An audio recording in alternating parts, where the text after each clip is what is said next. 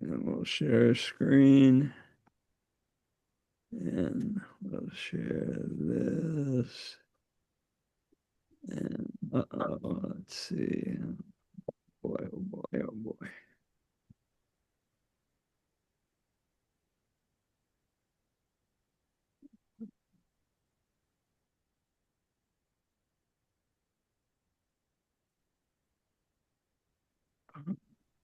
Okay.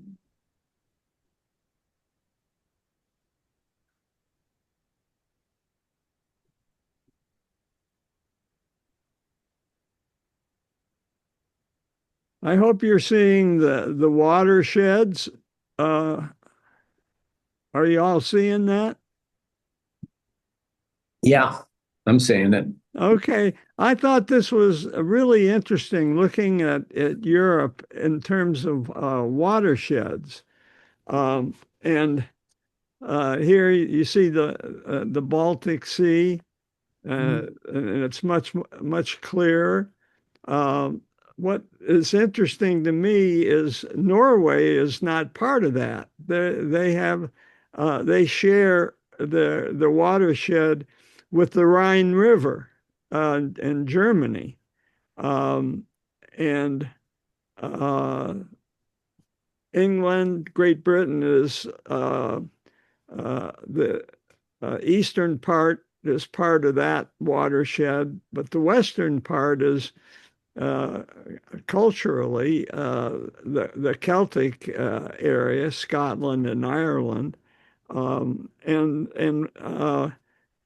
the also Wales. Um, and they all share a watershed. They all share a culture, and Brittany is in on that too, because Brittany was originally uh, Celtic, and so it's just fun to look at the shared watersheds and where they are. The Danube that goes into the Black Sea and all of Ukraine has its own watershed.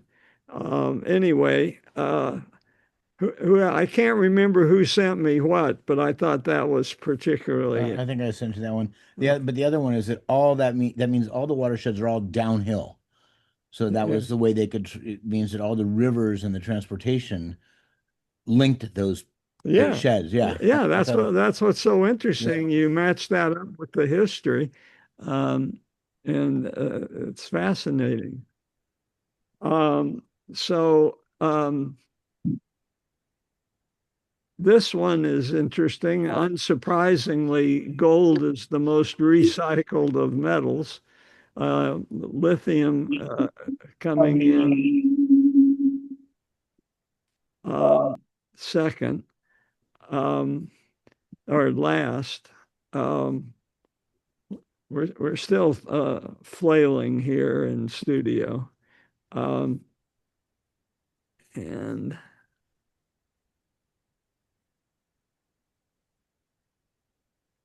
um, I'm surprised iron isn't in there reasonably high up, but there you go. I guess it's so cheap to produce. Yeah, and plentiful. plentiful. Yeah. Yeah, that's true. I think, if you look at Yeah. gold, gold is worth something like 30 trillion, and the next largest asset, they don't include property, but the next largest asset is like Nvidia or Apple or something at 6 or 7 trillion. So gold is still worth, 6 or 7 times the most of anything else Oh by wow. comparison, which I Wow. thought was interesting too. Yeah, and going up and up as humans become more and more unreliable. I'm not sure it's totally human. I remember stories of Native Americans asking Europeans why they were so interested in gold. I'm reading the book about Captain Cook, Wide Sea, Yeah. uh, and when he gets to the Pacific Islands, it's iron. It's all iron. They had no metallurgy, nor did the Incas or the Mayans.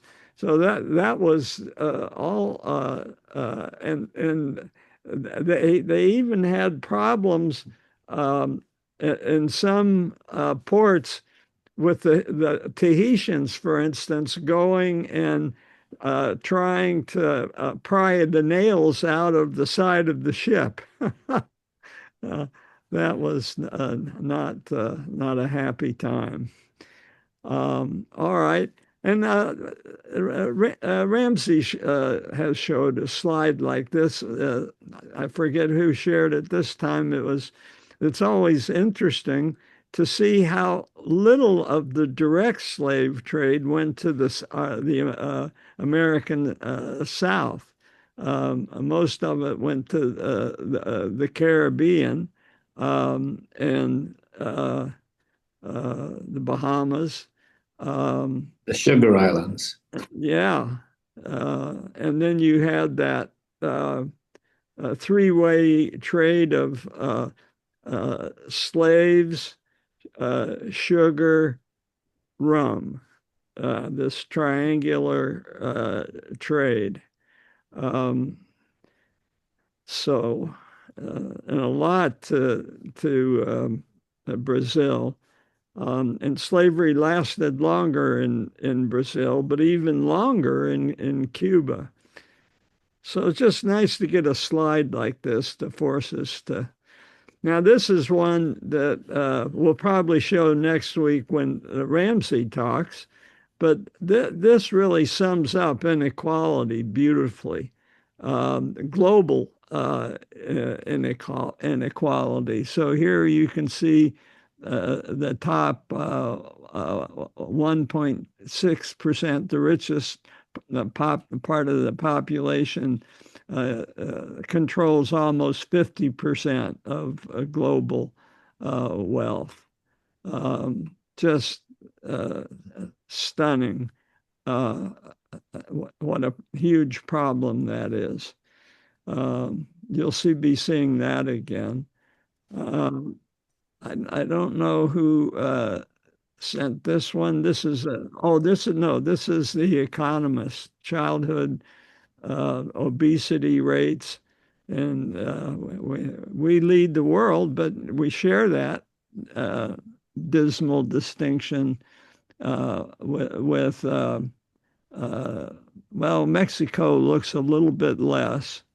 But Australia is right up there, and South America, and interestingly, Northern Africa and Saudi Arabia. So the Arabs have an obesity problem as well.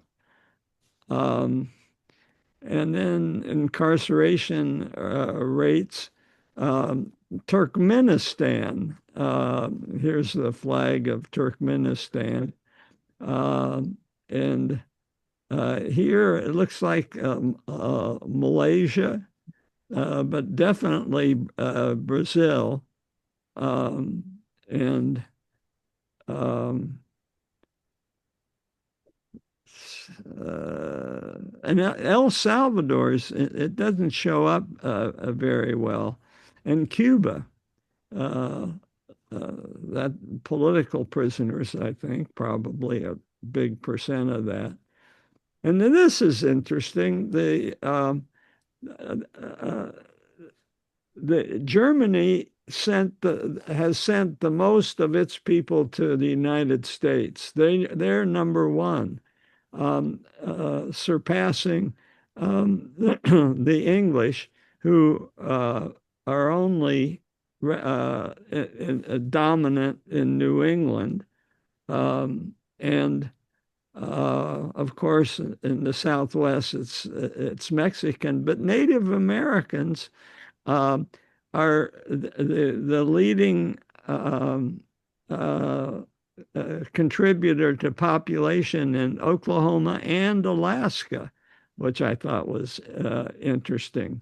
And so the Hawaiian Islands, Filipino. And we could, if you travel around much in Hawaii, and we've been to the Big Island extensively, you can believe it's the Filipinos. Um, so, Let me in. okay. Um, Adults who smoke, I know Dr. Pepper sent this. Um, uh, he and Homer are particularly interested in the air we breathe. But the still, after all these years, after we thought we successfully stamped out smoking, here you've got a nicotine belt up to 30 to 40% still. Let me in. And John, that overlaps pretty closely with education. Yeah. Higher education, less smoking. Hmm. A lot of Native American smoke too. Yeah. Yeah. And so, what are the results of this health risk? Young Americans have higher death rates than other high income countries. So here we are looking at road injuries, violence, suicide, drug use, and we'll talk about drug use in just a second. But our young people die at much higher rates than in other countries. So it's unsurprising that our life expectancy is worse compared to the other developed countries. And this plots it out on health expenditures versus life expectancy. The next slide adds a couple of labels. So there you go. I don't see that you're asking to come in. Dinged. Yeah, Jim. On the other hand, we are exceeding our life expectancy sooner than we otherwise might have. Yeah, there's That a plus? I don't know. I'm saying that somewhat satirically or whatever. yeah, we got a couple more slides coming up. So I think that might illustrate your point. Terrible life expectancy, but we still are. We're not getting any bang for our buck. And then here's a series of slides that just show the other countries that are outdistancing us. Recording in progress. Ah, Ico did it. Ico rescued, and we now have up on the. I got to turn down this volume. So good news, Rudy. It looks like we fixed our I'll be right studio over. when you fly back. Wait, I'll believe it when I see it. I can't get rid of this. You have to just mute yourself Yeah, I know it, but on can't- Zoom. Well, Go to yourself, Ico, and then just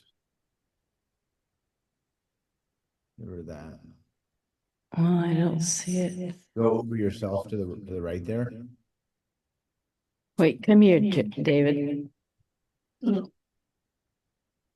Look how Costa Rica stands out. Go over yourself there. Right up there with all the European and Australian. Yeah, and they have for medical school graduates, they have to serve a couple of years in underserved See if area. I can turn the volume down here. Mirror displays. How can I turn on? Here, go here. Just to say I'm going to add another comment without any data. And notice all the Eastern European former communist countries are likely to catch up and improve because right now, their life expectancy must surely include all those who grew up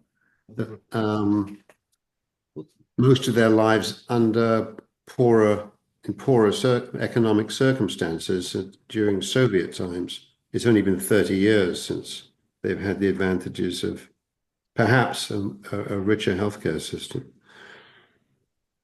Yeah, yeah, good point.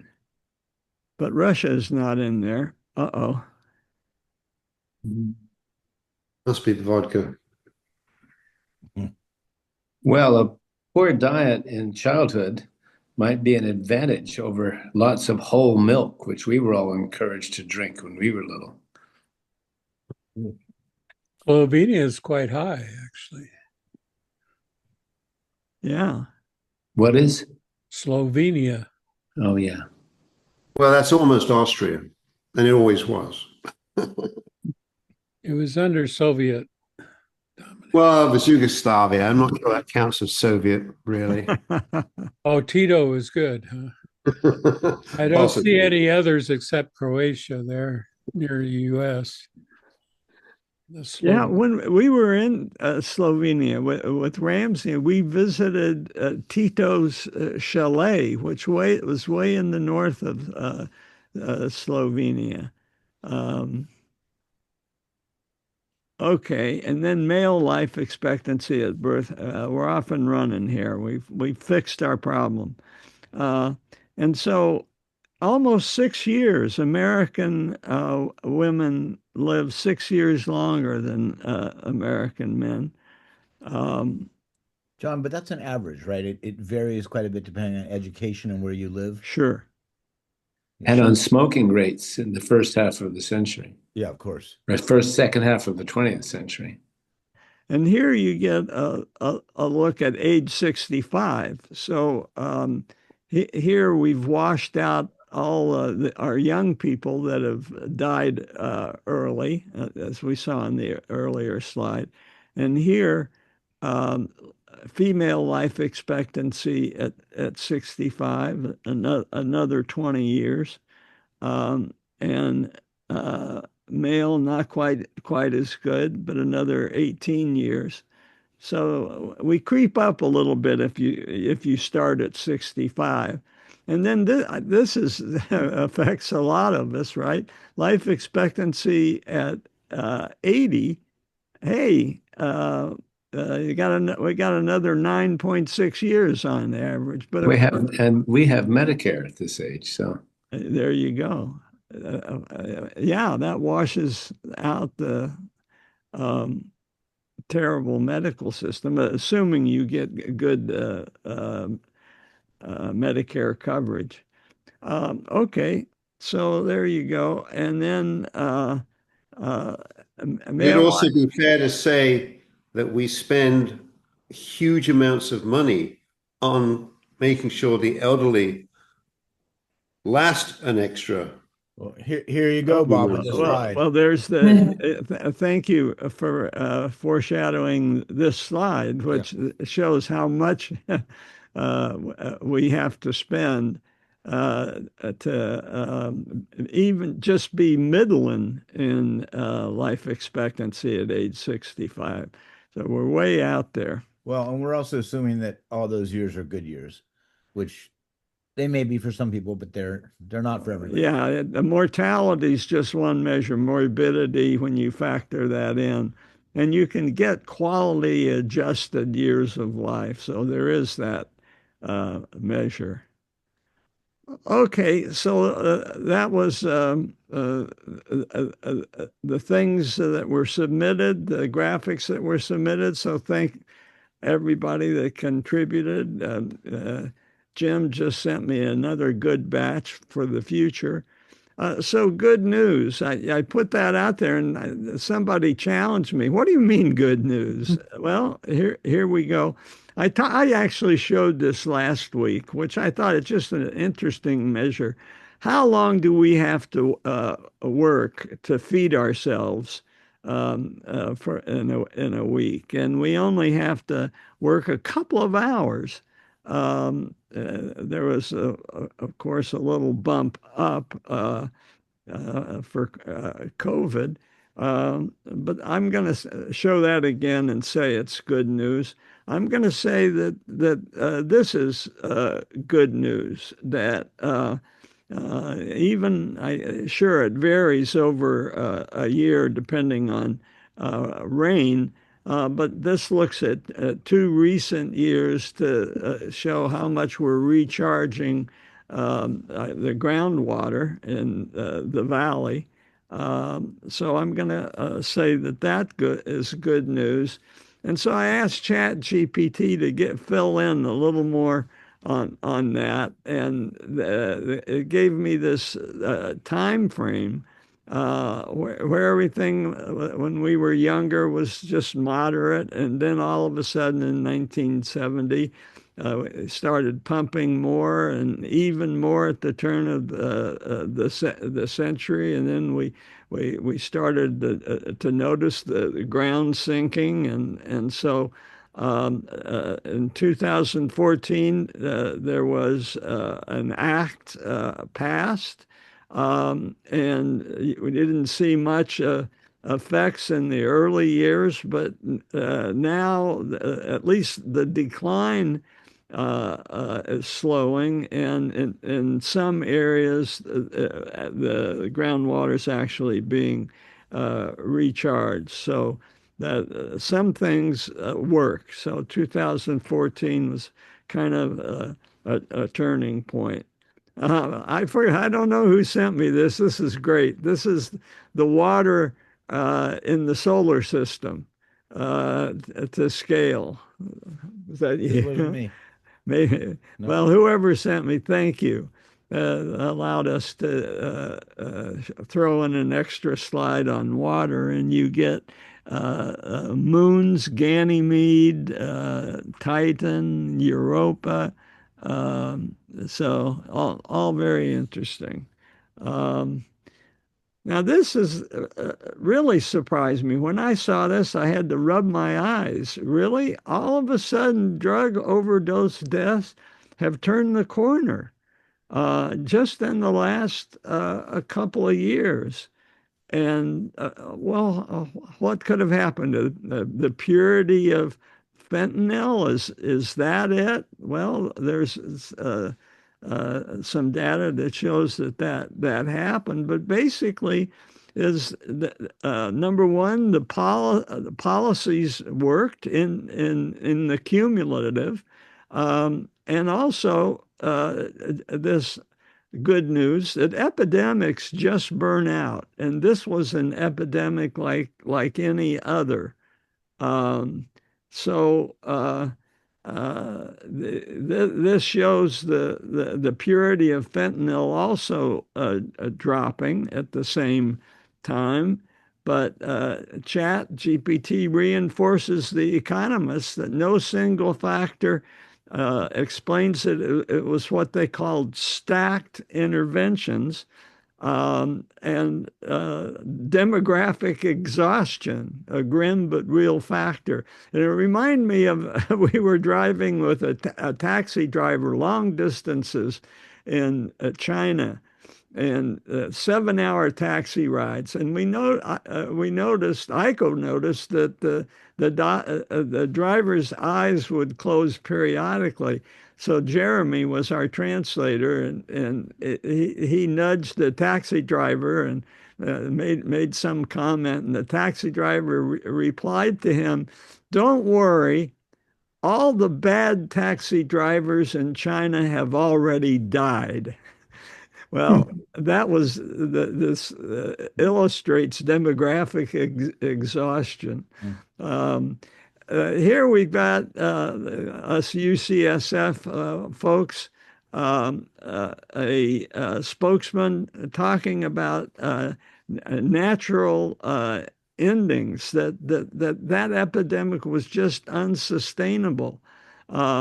And maybe the fentanyl helped a little bit, but and China and America have been increasing their cooperation, so there's a bit of good news. But all these stacked interventions have achieved a spectacular achievement, something we should celebrate. So that qualifies as good news.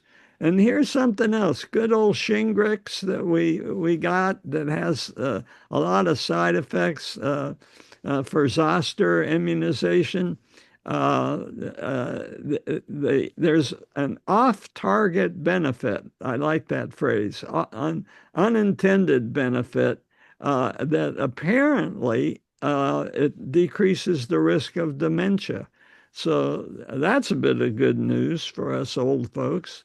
Continuing good news, uh, uh, Ramsey sent this out, the Mississippi miracle. How could Mississippi have transformed its schools from worst to best? And focused on phonics. I don't know how many of us remember being taught phonics when we were young. But what they've done wasn't flashy. It was just systemic, relentlessly implemented, and they were allowed to hold kids back. Just not punishment. We'll support you, but you got to do the year over. And so all this together, and a big thing was literacy coaches, which they sent around to schools that really needed it. And it was hands-on. They modeled the lessons and helped where it was needed. In some, I go. ICO. Yeah, the thing is, you said it went from worst to best. Best in the nation, Mississippi? Top 10. Top 10. Wow. Wow. Yeah. And John, on the vaccines, I thought COVID also has some unintended. The COVID vaccine has been shown to reduce cardiovascular deaths. Maybe Homer knows about that. I do not, but I Okay. do know something about the Shingrix story. That herpes infection is now suspected of being causally related to Alzheimer's. And Wow. I've been peripherally engaged with a company that's developed antiviral therapies, and their therapy against herpes infection is effective in animal models of Alzheimer's, reducing tau aggregates, which is really interesting. Yeah. Interesting. Huh. Interesting. So serendipity, things that you weren't planning on happen. Um, so in any case, Mississippi is not better because they spent more, because they had flashy new technology. They just were consistent. Uh, More news from the New York Times. We all get really depressed about the environment and Trump rolling things back. Well, New York Times went around to all 50 states. I'm not going to do all 50, a select few. What they counted as California's success was wiping out the urchins that were chewing up Kelp. yeah, the kelp forest. So that was one thing. In my state of Indiana, putting up solar panels on top of churches, doing God's work, quoting the biblical mandate. Iowa, free buses. Iowa City, where my a real good chum is a professor there, and we visit. And that's right. Pepper went there to med school. Iowa City, and I will say that Pepper rode his bike here today from Oakland. So good. And we'll take a hike after this lecture, so that's great. Kentucky spruced up a cave. Kentucky's got a lot of caves. In Maryland, is conserving 30% of their land. They were the first state to get there. Nevada, for all the solar that they're putting up, even the casinos are in the act. New Mexico, also the Native Americans, Hopis. The last time we were there, we could see a number of these hogans that had a solar panel and a disc for TV. So there you go. And this is a model demonstration of how a Hogan really could maximize solar. And then Arizona living car free, a city near Phoenix, a community near Phoenix, where they figured out how to live without cars. Ohio, local communities pool their purchasing power and get deals on solar panels for the whole neighborhood. Oklahoma, side of the Dust Bowl, has figured out how to conserve water and revive streams in Oklahoma. And then Portland, this is kind of weird. Maybe Teisel can comment, but they even have vegan strip clubs and vegan chocolate cake. Yeah, Tom. I just had a question. I just back to drugs. I ran a quick number on that 80,000 deaths versus a population of 300 million.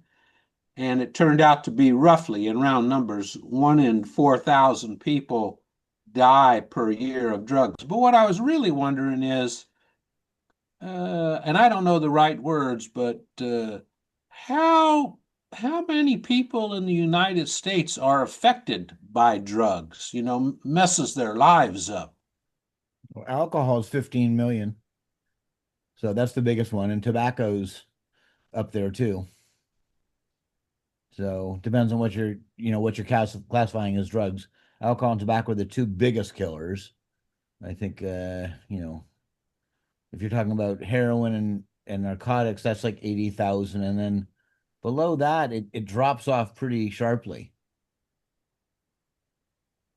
Yeah. What are those two numbers again?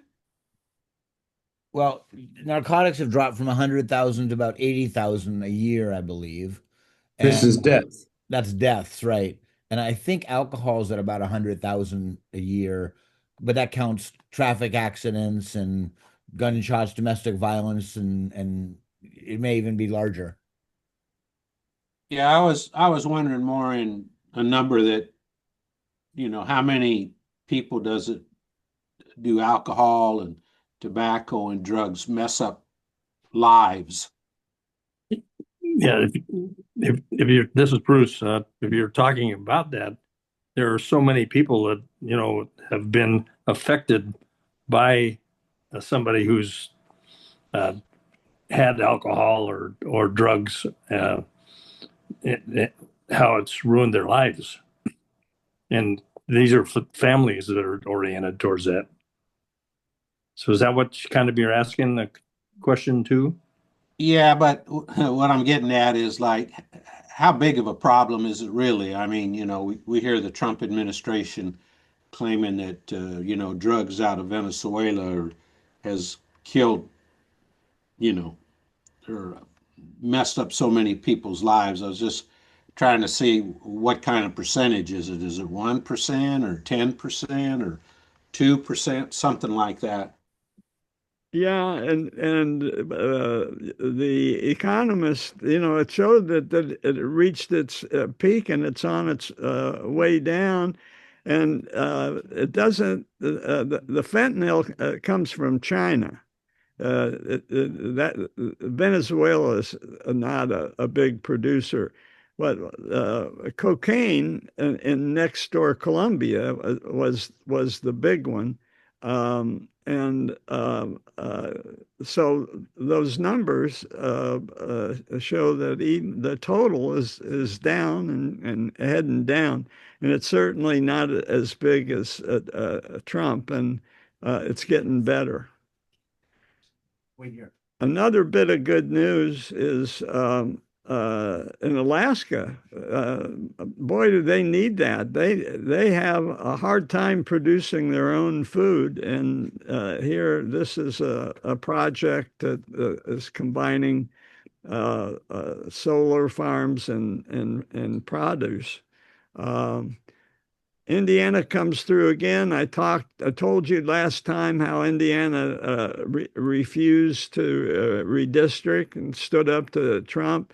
Washington Post, I'll just remind you what I said last week, named Indiana the state of the year. But look at what happened. The Senate limits military moves by Trump. At least they're trying, right? He can veto anything that Congress does, and it takes a lot to override his veto.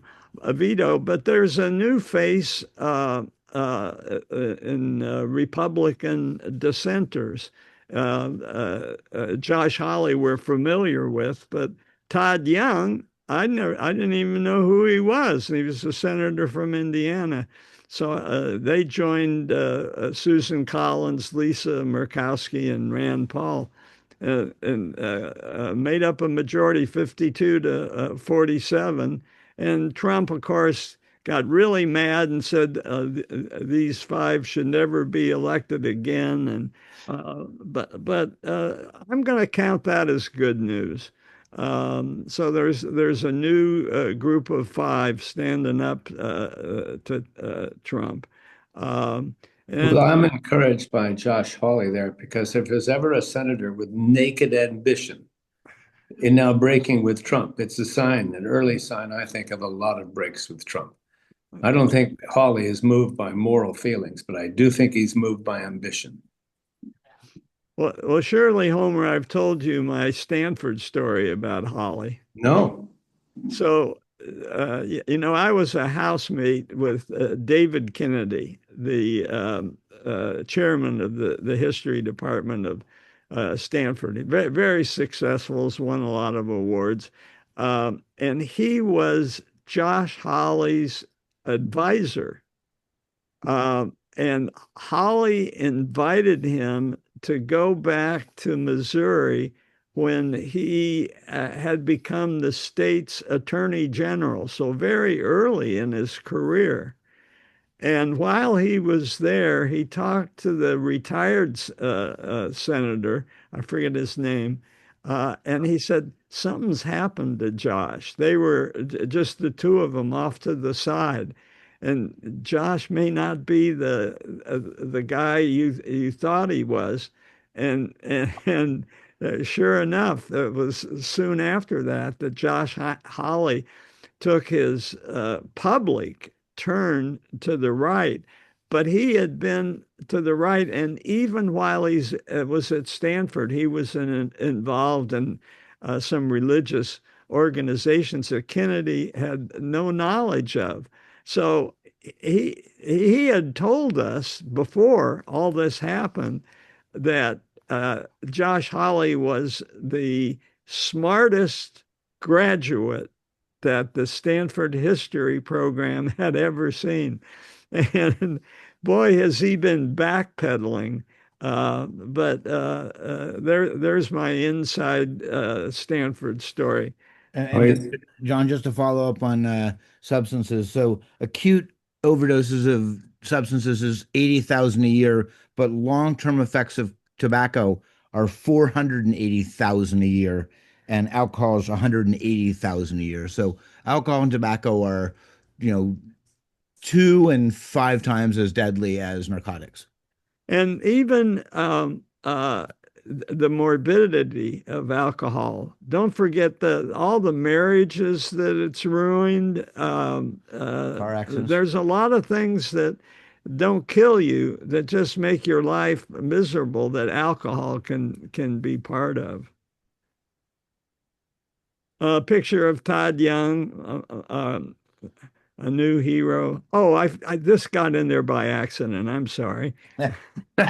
Sure.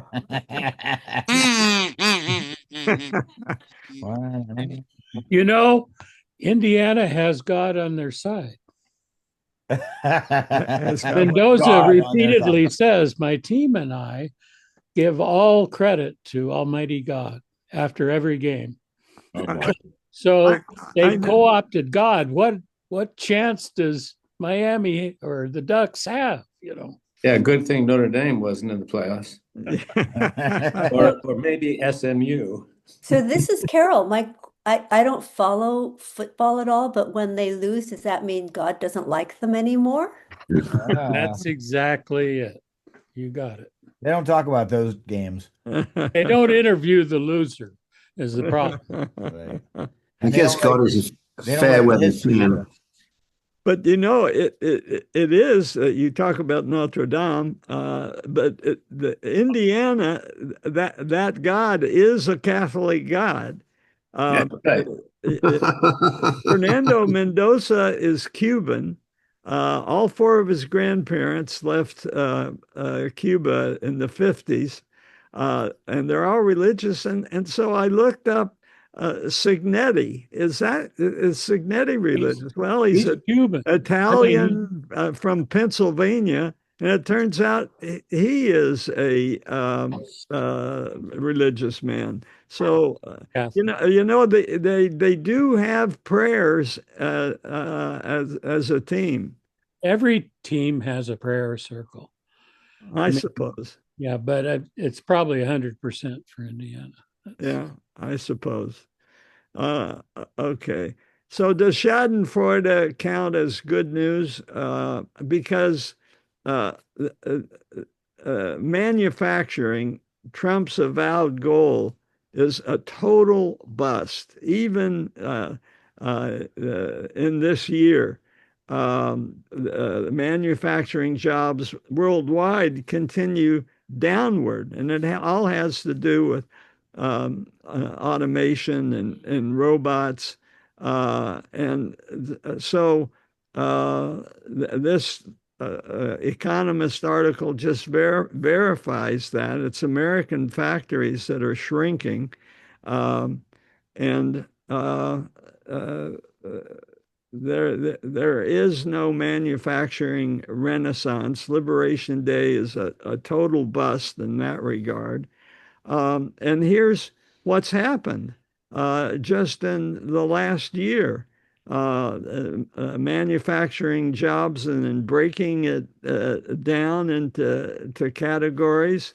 There's a few exceptions here, chemicals and metals, but everything else is negative, negative. On the other hand, the service industry is doing just fine and adding jobs. Trump has made investment in manufacturing worse by having high deficits.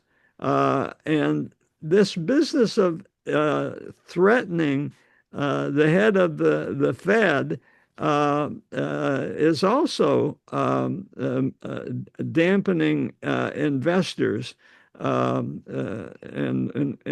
lifting borrowing costs. People don't want to invest if there's budget deficits and bullying of an independent monetary agency. So this breaks it down a little bit more, and you can see the tail off dropping in the last year. We get a lot of things from abroad, and the constituents for pharmaceuticals. And both import and export volumes have contracted since Liberation Day. And the other thing is, if you're an industrialist or an investor, are you going to invest when there's so much chaos? And that's One exception, computer equipment, and even he's reversed some of Biden's restrictions on computer chips to China, probably influenced by his close relationship to Silicon Valley. So, and Well, there's wait a been minute, John. Can you go back 2 slides? yeah. Back one more. Look at that, computers. It's way to the left. It's the biggest decline of all of them. So how do you reconcile that with the slide you I just? I think the making of computers, Manufacturer. the manufacturing of computers versus the investment in AI and Okay. other, yeah, hardware versus software, I suppose. Hmm. Good catch, Homer. Yeah. Uh, so what's on the horizon? The Supreme Court may just reverse all of Trump's tariffs. That's what the betting markets are, and the betting markets seem to be pretty reliable. The wisdom of crowds. And then NAFTA, what we used to call NAFTA, is up for review later this year, and that's going to be messy. So, Schadenfreude. Okay, any questions or comments? I promised we'd get to Japan, and and I've got 10 minutes. 5 minutes. Uh, any, no, but it's good. I like when we discuss these things. So, any comments? Otherwise, I'll go on to Japan. You'll remember really quick, just to review, she made a comment how Japan would come to the aid of Taiwan, and China went crazy. Just pulled the pandas, don't buy Japanese fish, started threatening these islands, canceled airplane flights from China to Japan to decrease tourism, uh, just absolutely nuts. Interrupted a Japanese singer in mid performance in Shanghai. She was pulled off. You remember we talked about this before. And so China, and then China has attacked dual use goods. Uh, so don't visit Japan. Well, it turns out that might be fine with Takaichi Senai, because she thinks that Japan has a foreigner problem. Um, uh, but it's not what she thinks, not too many foreigners, it's not enough foreigners. And so, why is it that she, in particular, is souring on foreign workers and tourists? Well, tourism has gone up quite a bit. This is COVID. But it turns out it quadrupled in a number of tourists. But that's been good for them because you count tourism as an export, and it's only cars exceed the money bought in. Just to keep it in perspective, France proportionally welcomes more tourists. Um, and one thing that might make it worse is that a few locations particularly concentrate tourists. And then they're spending a lot of money. There might be some jealousy. The yen is weak, and the dollar is strong. Uh, but they have in Japan a populist party, Sansito, and they did very well in the last election. And that's probably what Sinai is referring to or answering for. and they're playing the anti-foreign card really hard, talking about ill-mannered migrant workers, misbehaving tourists. Um, and here's the leader of their party. Um, and the only problem is Japan, their fertility is decreasing. They have labor shortages, and they really need Vietnamese, Chinese, Filipino, Indonesian workers. Um, but the scapegoating never makes any sense, and in particular, it doesn't here. Um, the and this, especially when politicians deny that there's an immigration policy. So when it becomes an issue, it seems more sinister.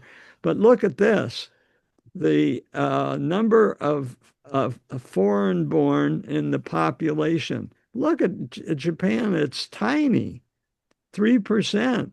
Whereas the average OECD, other developed economies, it's 15%. Which is what we are.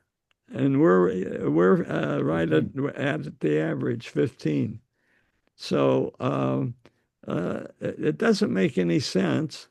Um, and the economist makes the point they don't have enough, and it's going to get worse in the coming decades. And it doesn't make any sense. Takaichi's mentor was Abe Shinzo, and he opened up the country.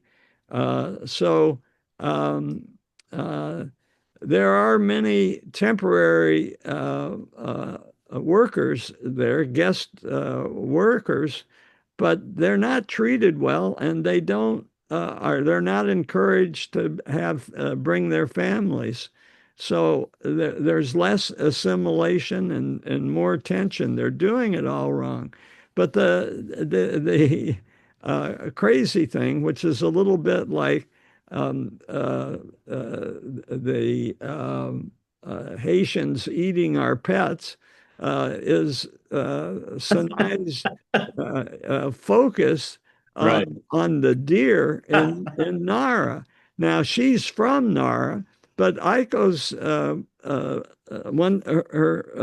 maternal side also was from Nara, so we're familiar. We visited Nara, and there is a temple there, and we saw these deer who are considered sacred. And Takaichi says that tourists have been kicking the deer. I had to really look hard to find an example. They're actually very well behaved. There's a local preservationist that lives in Nara, is baffled by the controversy, and thinks it's all from a right-wing YouTuber. And so he patrols the park daily and is happy to report there's no problem. But maybe they crack down on people who overstay their visas. Maybe there should be more taxes on tourists, caps on foreign labor, and there's some politicians that are really playing up bad tourist behavior. Fine, but okay, have immigrants pay into health insurance and pension fees and impose language requirements. That's all to the good. But don't kill the baby with the bathwater. And so I'm just summarizing what I just said. Social, it's overstated. There's plenty of room for tourists to grow. and there are some communities where rural areas where the old people can't carry the shrine in the annual festival. So rural people in particular welcome foreigners. And in this particular case, it's Indonesians who've come to help a Japanese rural community with fishing. So let's hope that this all dies down. Maybe promote in Kyoto the neighborhoods that haven't been getting much, so that there's not this craziness. Like we were there for the cherry blossoms, and it was a little bit crazy. But there's the Australia and Canada select newcomers for their skills, and the Economist ends by saying they shouldn't fail to take advantage of Japan's great strength, which is it's a wonderful place to live and work. So I'll end on that upbeat note. Comments. So why do you think that she makes these comments? I mean, I can guess, but I'm not as close to the situation as you are. Well, I think that it's just the irresponsible populism. I mean, there's so much about populism that defies rational understanding. Uh, I can't take it any further than that. Yeah, well, my thoughts are, and you guys tell me if I'm wrong, that, she wants to stay elected, and so she's the people who vote, she's parroting to them what they want to hear. And then the other thing is sort of sounds like they need a coalition government. So she's also doing that to have a coalition government and stay in power. Yeah. That small party, do it yourself party, they have the balance of power. Trump showed how it works. Yeah, Trump shows how you can do that. When he said they're eating the pets at the debate, I said, that's it. It's over. He'll never get reelected. I've been saying that for a long time. Yeah. Maybe we could export some ICE agents to help the Japanese out with their workers, their foreign workers. Anybody who misbehaves, right? Right. Yeah. Get them out of El Salvador prisons. Yeah. Okay, folks. Next week, as I said, Ramsey's going to come. He was the one that first brought up what if the rebels had lost the Revolutionary War? What would have happened? And he's got a pretty elaborate scenario that's pretty sophisticated. So, well, see you next week, I hope. So, John, I hope you won't mind my asking you to block that metaphor of killing the baby with the bathwater. It's tossing out the baby with the bathwater. Yeah. So the baby survived?